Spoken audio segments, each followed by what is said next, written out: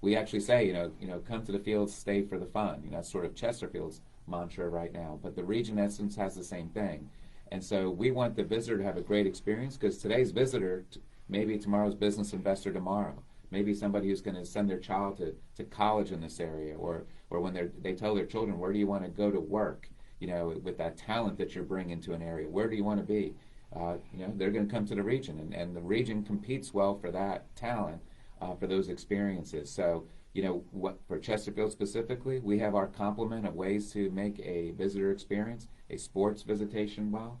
We just approved last night probably over 600 hotel rooms in the Chesterfield area, and what could be conference facilities that would make the largest conference space in Central Virginia. So this is a game changer. We are in the entertainment business, we're in the hospitality business, and the businesses of Chesterfield or the region are the underlying beneficiaries, because a customer of Chesterfield is really a customer of a business. Dr. Casey in here dropping nuggets of knowledge on us. So yesterday you talked about, and Garrett had talked about, big accomplishments. They're the big accomplishments, so we're talking Springline, we're talking Lego, but man, there are a bunch of smaller ones every day that happen that don't get that fanfare, but really are the backbone of what's happening in the Chesterfield ecosystem. Let's talk about some of those wins and why that's so important. So, as was presented yesterday, and economic development, at least recently in Chesterfield County, could be the entire consumption of a board meeting or a state of the county. And while we've had nice monthly announcements probably every month over the last 2+ years, those are the big attractions. Those are the ones that are bringing in lots of investment, lots of jobs, of quality. But the notable statistic, there were 1,000 new businesses registered in Chesterfield County over the last year. If you just think about that, every day 3 new businesses are starting in Chesterfield. I like to think that those businesses that may start small could be just one person, but it's somebody who's going to maybe then grow that job to another job. So if every business of those 1,000 starts with one person, and some started with many more, of course, but if everyone starts with one person of those new businesses and they realize a month or two in they're getting going, they need to hire somebody else, well, that's 1,000 new jobs just right there on that part.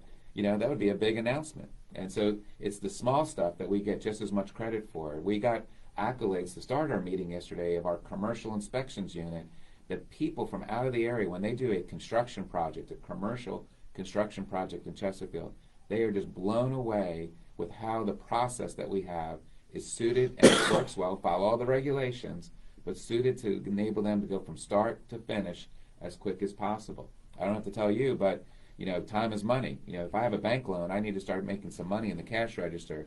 We are getting those businesses' cash registers tuned up quickly. One of my Dr. Casey here with us. The word on the street, Chesterfield is open for business. It is easy. So when you look at 1,000 businesses, they could have, people don't necessarily have to start a business where they live. They made a conscious choice to do business and start it in Chesterfield. That just says something about the culture of the county there. Okay, so let's run through a couple of the big ones. Springline, what exactly is that? Springline is just a new concept where we've taken a model of mixed use but then perfected it. We're learning, businesses are learning, you spend money to make money. So Springline is again going to be over 300,000 square feet of office space, and there is a demand for office space still, quality office space.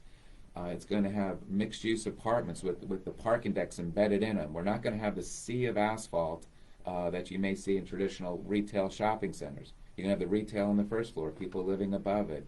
You're going to have this new hotel, a Hilton, as it was announced yesterday, is going to be coming to Chesterfield. You are going to have spaces reserved for an entertainment venue. What that may be is going to be best and complementary to the area. So if you talk about live, work, learn, play, you're going to be able to do all of that within about a 300-yard distance from your front door. So we had yesterday, we had the lady from the school board. Gave a shout out to Dr. Doherty, who was there. When I had him on the program before, I asked him, we're talking about keeping Chesterfield schools at the top. I asked him, when we came back from COVID, what did we have to teach the kids? And I'm thinking, reading, right? He said we had to teach them how to engage with each other. They didn't know. They had been sent home, and we had to sort of figure that out. What's the plan to keep Chesterfield schools on top and moving? Because, an educated workforce is what you guys do and what you guys produce. That takes a lot of work. That takes a lot of community building. Some of the ideas you may have may not be exactly the most popular ones. You guys got to do some convincing to explain to people. So, I'll give schools credit. Those teachers did the best they could under the circumstances during COVID. A lot of that workforce is still there.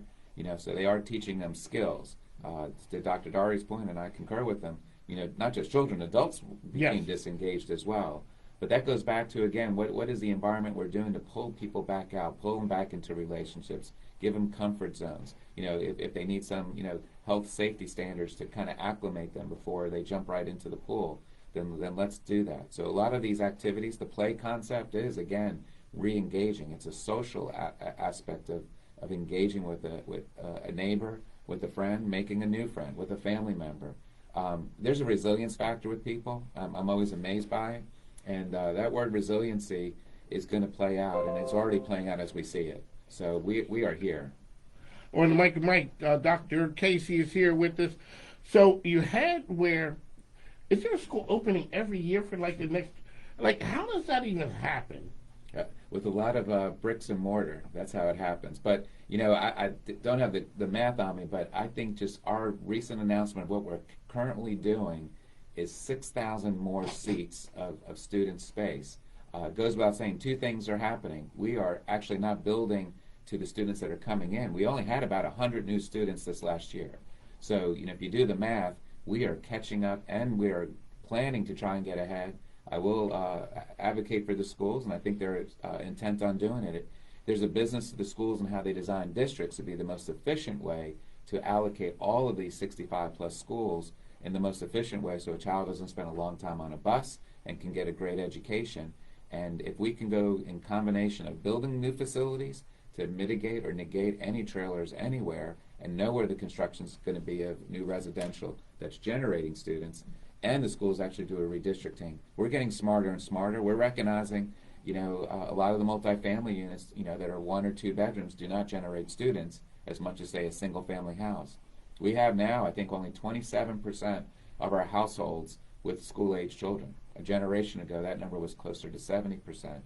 But again, it's in different parts of the county. Different parts are growing faster from the reuse of a house. It's not just new construction, but if an older couple was living in a 5-bedroom house and then they downsize, well, that 5-bedroom house is designed for 4 bedrooms with children possibly. So we have to be prepared on all fronts and work together.